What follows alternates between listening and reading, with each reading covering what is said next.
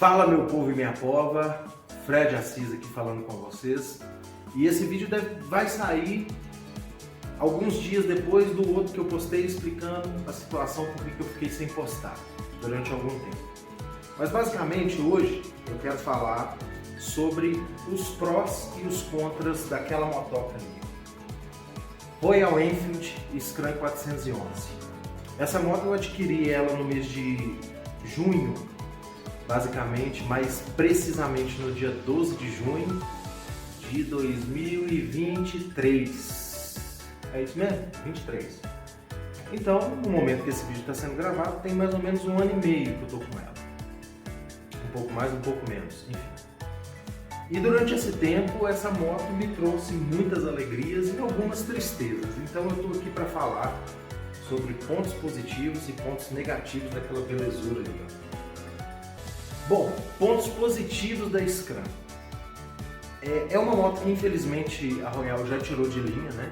Ela saiu de linha, eu não sei há quanto tempo atrás, mas ela, depois que a Royal trouxe o motor 450 e que aí foi lançada a Himalaya 450, a própria Guerrilla 450, eles descontinuaram esse motor e trouxeram um motor bem mais tecnológico, que é o motor 450.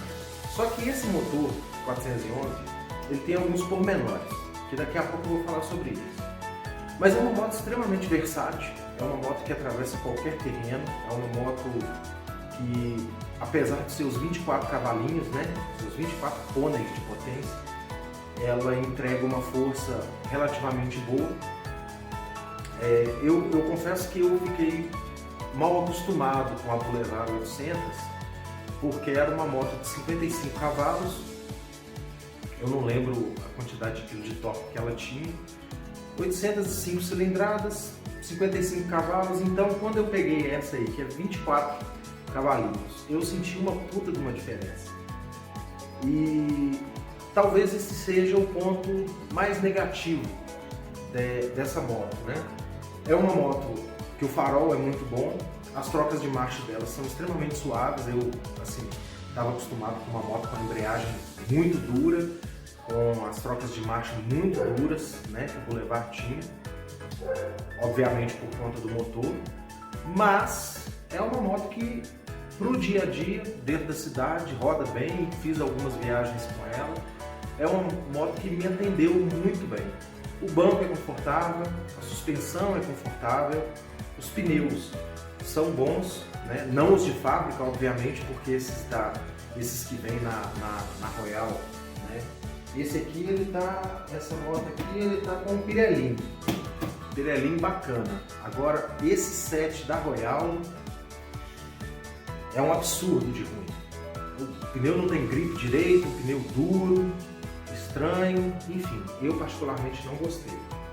Quando eu precisei fazer a troca do pneu traseiro, eu coloquei o Levorin, tá com o Levorinzinho ali, tava quebrando o galho, mas como eu falei, provavelmente essa moto eu não vou continuar com ela.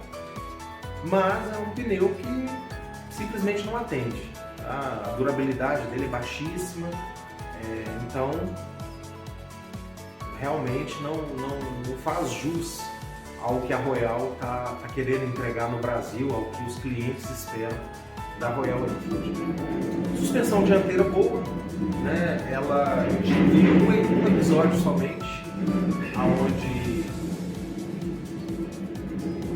eu tive um final de curso, né, da suspensão dianteira. Não tive maiores problemas, né? Essa moto hoje ela está com 17.500 km rodados. Provavelmente eu não vou rodar nem 500 km a mais com essa moto, porque, né, devo trocá-la em breve. Mas é uma moto que, de maneira geral, e aí eu não vou falar especificamente da Scram, mas eu vou falar absolutamente de todas as motos da Royal. São motos extremamente honestas, tá? A Royal Enfield hoje no Brasil é uma montadora extremamente honesta no sentido de que as motos são honestas. Elas entregam tudo aquilo que elas precisam entregar de acordo com a proposta de cada uma, né? A Scram tem uma proposta, a Interceptor tem outra. Então elas são extremamente honestas pelo valor que custam e pelo que entregam de tecnologia e de motorização e de suspensão e de, enfim, todos os aspectos que envolvem a moto. A Scram, principalmente, que é uma moto que eu rodei mais, apesar de ter rodado também na Interceptor, na Shotgun, na Super Meteor, na Meteor 350, na própria Himalaia antiga, na Himalaia nova, são motos extremamente honestas e que atendem exatamente o público a que são direcionadas. A Scram, especificamente, eu gosto muito do estilo clássico, né? Eu acho que quanto mais tecnologia embarcada dentro de como é que eu vou dizer assim? Tecnologia embarcada dentro de um estilo clássico, digamos assim. Porque você pega aqui a Interceptor, por exemplo, é uma moto extremamente clássica, né? Desde a logo, desde do estilo do motor, estilo do banco, o próprio chassi. É uma moto clássica, mas ela tem elementos, né, de tecnologia nela, o ABS, a própria suspensão, a própria embreagem assistida, deslizante entre aspas. Então assim, são muito honestas pelo preço que é cobrado. Então eu particularmente tive experiências muito boas, né, com a Scram 411, porém, mas aí tudo tem um porém. Essa motinha, ela tem pequenos detalhes que durante o tempo que eu fiquei com ela me tiraram do sério. Eu vou ir tentando lembrando aqui e vou falar. O primeiro deles foi a bendita da luz da injeção. Rapaz, se você abastecer essa moto num posto onde ela vira e pensa assim, eu não gosto dessa gasolina, não gostei, ela vai ficar com a porcaria da luz da injeção acesa o tempo inteiro. É um absurdo. E não tem o que resolver. Não há o que fazer. Se a moto... as primeiras Himalaias, as primeiras Scrams que vieram para o Brasil, muita gente reclamou na questão da qualidade do combustível.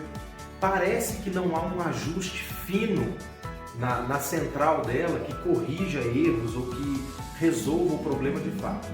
Mas a questão do combustível para essas motos é um absurdo. Aí tá. A Interceptor ela não tem esse problema. A Interceptor, eu rodei com ela há alguns dias, né? Essa aqui está comigo de um grande amigo meu aí, valeu Ranian, tamo junto. Tenho rodado com ela e simplesmente não tem problema com a luz da injeção acesa, acendendo, nem nada. A Scram é fresquíssima, ela não suporta qualquer combustível que esteja ali fora do padrão que está registrado nela, na central dela.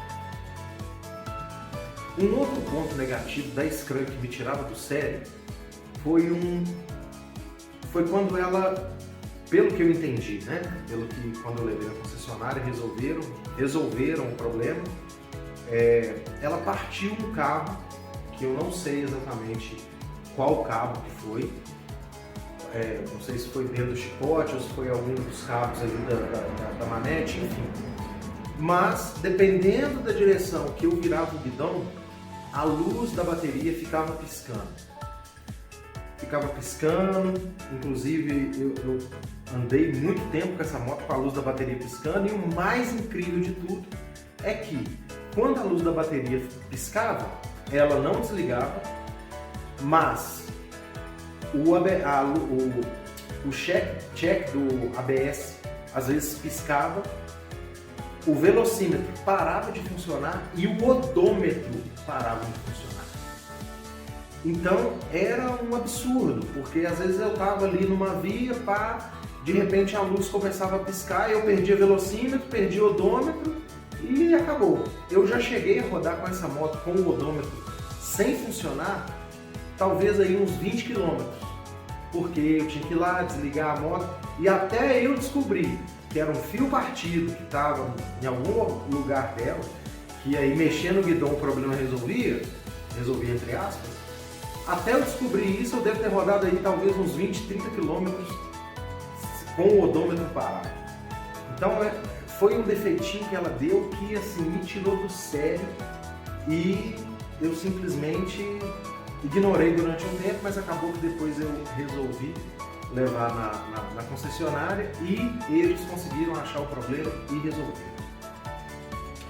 Outro problema, que eu até citei agora, foi a questão da ABS. Ela tem hora que ela, comigo, rapaz, ela ficava lá no check ABS lá e tal, e o ABS eu não sabia se estava funcionando, não sabia se não estava, se estava funcionando, se não estava, enfim, foi uma bosta. Até que, quando se resolveu o problema do chicote quebrado, desse fio partido, o problema do ABS também desapareceu. Mas, no geral, é uma moto que durante esse tempo que eu fiquei com ela me atendeu muito bem, como eu disse, viajei com ela, veiculei com ela, acelerei. Mas, outro probleminha, e aí é um problema que está relacionado com a motorização e com a proposta da moto. Alguns de vocês vão falar comigo, pô Fred, mas não é uma moto para correr. Tá, concordo, mas uma moto com 24 cavalos, 400 cilindradas de potência, né? 400 cilindradas, 24 cavalos de potência. Comigo, eu peso 120 quilos. Não fazer 130 e mesmo assim, depois que passa de 120 o guidão fica tremendo, não é questão de pilotagem, porque vários outros proprietários, tanto de Scram quanto de Himalaia, já relataram para mim o mesmo problema. Não é necessariamente um problema da moto, mas, de acordo com a proposta que ela tem, não é uma moto que você vai aí fazer uma ultrapassagem a 140 por hora. Não vai fazer 140 por hora. Não vai fazer 130 por hora, exceto se for numa descida. Parece que o motor é meio travado. Reitero que eu entendo que não é a proposta do motor da moto. Esse motor ele é um motor que entrega a força dele em baixas rotações e com isso a moto acaba perdendo velocidade final, acaba tendo esses problemas assim de velocidade final e tal, mas não é a proposta da moto. Só que, como eu já disse, eu estava acostumado com uma moto de 55 cavalos que, dependendo da via, se eu quisesse colocar 200 na Boulevard, 180, eu colocava. Não era também a minha intenção andar nessa moto com a Boulevard nessa velocidade, mas enfim, é uma moto que, se precisasse faria. 160, 170 para Boulevard era mole. Agora 130 para essa aqui, 24 cavalinhos, é um desafio, pelo menos comigo. E pode ser que eu seja meio frouxo também na pilotagem. Pode ser que seja isso também, mas enfim, não acho que seja o caso. É uma moto então, basicamente, que durante esse 1 ano e meio me atendeu extremamente bem. Se você está pensando em subir de categoria, talvez aí você tem uma Saara, você tem aí uma Lander, você tem aí uma moto 250 cilindradas, 300 cilindradas, aí você vai me perguntar, Fred, a Himalaia ou a Scram é uma moto para eu subir de cilindrada? Eu vou te falar que não é uma moto que seja adequada para que você suba de cilindrada, porque não é uma moto que vai te entregar talvez a velocidade final, talvez a potência final que uma Lander entrega, que uma Saara entrega, que são motos 350, 250 cilindradas. 350 não, 300, perdão. Não é uma moto que vai te entregar. Porém, a Scram, ela vai te entregar mais conforto, ela vai te entregar mais durabilidade, ela vai te entregar um pouco mais de força em baixas rotações, mas não vai te entregar velocidade final, tá? É uma moto que, assim, se você tem uma moto, vamos supor, você tem uma Phaser, talvez aí você tenha uma Twister, né? Você tem até uma Fan, uma CG que seja. Você quer subir de cilindrada e ao mesmo tempo quer pegar uma moto um pouco mais alta com um custo-benefício bacana, que não esteja aí na casa dos 30 mil, né? Vou colocar aí 25, 30 mil que está aí girando o valor de uma Saara, por exemplo, usada. Essa moto hoje no mercado, se você pesquisar, se você garimpar, você consegue achar aí motos com aí 20 mil, 30 mil quilômetros rodados na faixa aí de 18, 19 mil. Então é uma moto que, em relação ao custo-benefício, sim, é uma moto extremamente ok. Ela vai te entregar tudo que uma moto trail te entrega, com alguns adendos. Eu particularmente, em diferença da Himalaia, eu gosto muito mais dessa roda Aro 19, 19. Gosto mais dessa roda Aro 19 do que a Aro 21 da Himalaia, por exemplo. É um pneu mais robusto, é um pneu mais largo, que na minha opinião entrega um pouco mais de aderência no solo, um pouco mais de estabilidade. Mas, se estiver pensando em subir de cilindrada e você já tem uma moto trail, não vá na Scram, não vá na Himalaia. Exceto se for Himalaia 450. Aí sim, aí é uma subida de cilindrada natural, porque já é um motor arrefecido a líquido, já é um motor 450 cilindrada com 40. Eita, a dicção tá horrível. Já é um motor 450 cilindradas com 40 cavalos. Então aí é um motor que, por exemplo, em comparação direta, a gente pode comparar ele, por exemplo, com a Versys 300, que apesar de ser uma moto que entrega mais potência em altas rotações, são dois motores muito parecidos, né, em termos de cavalaria, em termos de cilindrada. Então é uma subida de cilindrada natural. Se você pensar na Himalaia, se você pensar na Versys 300, tá? Mas vai acabar que, se você já tem uma moto trail, não é uma moto adequada para que você, entre aspas, repito, suba de cilindrada. Basicamente é uma moto que, se você tem uma moto de cilindrada menor, talvez você tenha aí uma Naked ou uma própria Street, uma Fama CG, seria uma moto adequada para rodar. É uma moto extremamente econômica, tá? Já chegou a fazer comigo 28, 29, né? Pela motorização dela, é uma quilometragem, vamos dizer assim, é uma quilometragem boa por litro de gasolina, 28, 29, motor 400 cilindradas, arrefecido a ar. Então, basicamente, sobre o consumo dela, eu não tenho muito o que dizer, porque está dentro do esperado. Lembrando que eu vim de uma moto, eu vim de uma Boulevard 800, que dentro da cidade fazia 15, 16, né? Na estrada fazia 18, 19. Então, levando em consideração a motorização, levando em consideração o que a moto entrega, é extremamente honesta na questão do consumo.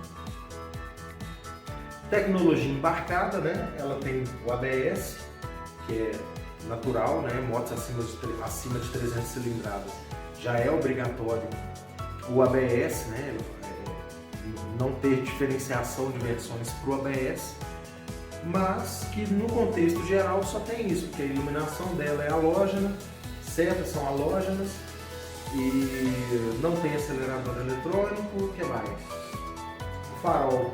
O farol é ok, tá? Gostei do farol, me atendeu bem à noite, não senti aquela necessidade urgente de instalar um farol auxiliar nela, não tive essa urgência, como eu tive na Boulevard, né? A Boulevard, o farol era horrível, então precisei instalar faróis auxiliares na Boulevard, mas basicamente é isso.